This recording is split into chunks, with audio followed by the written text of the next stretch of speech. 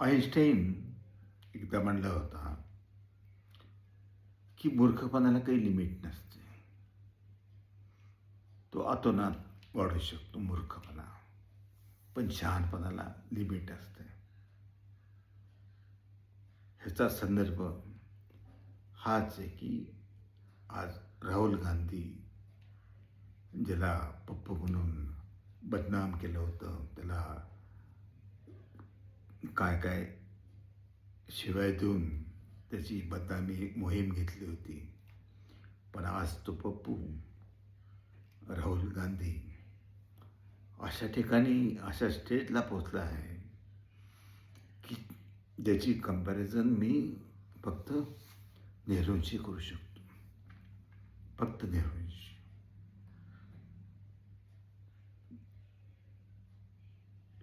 नाही इंदिरा गांधी, नाही Rajiv Gandhi, not even Manmohan Singh. कारण राहुल गांधींनी जो मुद्दा उचलला आहे, अर्थात काँग्रेस पार्टी त्याला आहे, संबंधित आहे, पण राहुल गांधींनी तो मुद्दा उचलला आहे, की शिक्षण, प्राथमिक शिक्षण, उच्च शिक्षण ह्याला किती महत्त्वाचं स्थान मिळालं पाहिजे. आज आपल्या देशाच्या GDP पैकी फक्त केंद्र सरकार जे खर्च करतं ते 0.8% खर्च करतं. फक्त 0.8%. आणि राज्य आणि केंद्रीय शासन मिळून तो काहीतरी 1.822% एवढं आहे. एवढंच आहे बेसिकली. हे प्राथमिक शिक्षणाचं महत्त्व हे राहुल गांधी यांनी जेवढं ओळखलं तेवढं त्याच्या वडिलांनी पण नव्हतं ओळखलं. त्याच्या आजोबांनी, नेहरूंनी ओळखलं होतं. परंतु नेहरूंचं पण एक क्रिटिसिझम मी मान्य करतो, की नेहरूंनी उच्च शिक्षणावर जास्त भर दिला. तिने IITs उभारल्या, त्यांनी IIMs उभारले, त्यांनी IIMS उभारले, खूप मोठ्या मोठ्या संस्था उभ्या केल्यात, नाकारण्यात अर्थच नाही. परंतु जितकं पाहिजे तितकं प्राथमिक शिक्षणावर त्यांनी लक्ष दिलेलं नाही. मी नेहरूंचा मोठा भक्त आहे, तरीही मी हे सांगू इच्छितो, कारण it is fact and fact we cannot deny it. त्याच्यामुळं आज राहुल गांधी ज्याबद्दल बोलत आहेत त्याबद्दल आणि एकूण शैक्षणिक धोरणाबद्दल त्यांनी कित्येक आकडेवारी पुढे केली. जवळपास हिंदुस्थानातले प्रायव्हेट जर जे नीट देणारे असतील तर private contribution is 10 times more than government contribution. एखादा गरीब शेतकऱ्याचा मुलगा कधी त्याचं डोकं भयंकर चालतं, भयंकर हुशार असतो, त्यामुळे तो पास होतो, परंतु सगळे सामान्य लोक नाही होत. उदाहरणार्थ तुकाराम मुंढे, फार आमच्या मराठवाड्यातला, आमच्या जिल्ह्यातला, तो शेतकरी कुटुंबात जन्म घेऊन आला.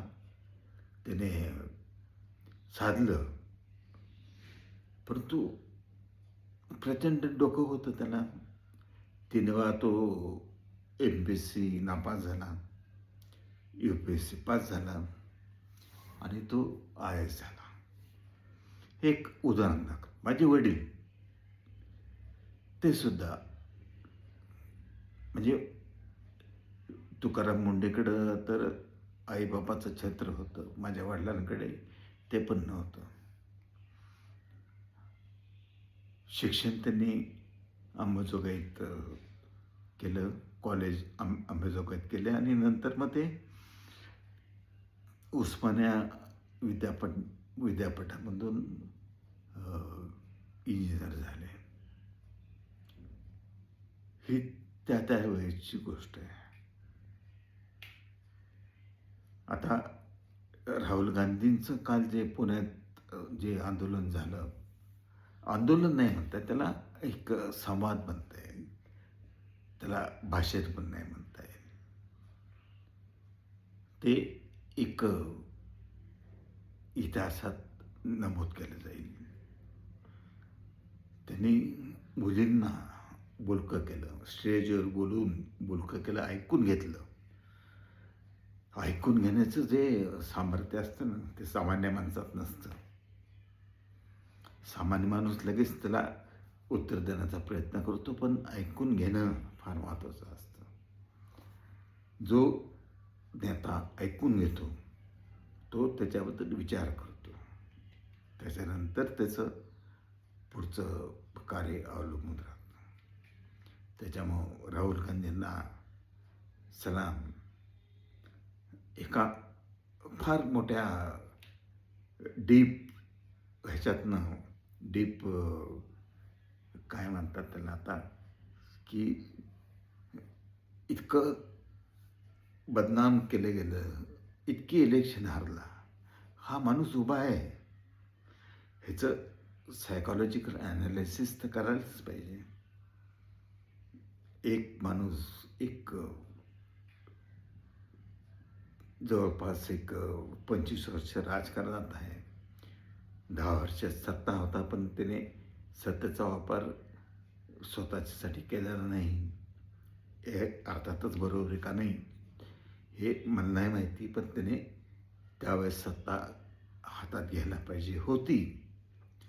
परंतु तरी गेल्या 12 वर्षात त्याची इतकी बदनामी केल्यानंतर हा माणूस असा उभा राहतो ना, की समोरचे हादरतात, सत्ताधारी हादरतात.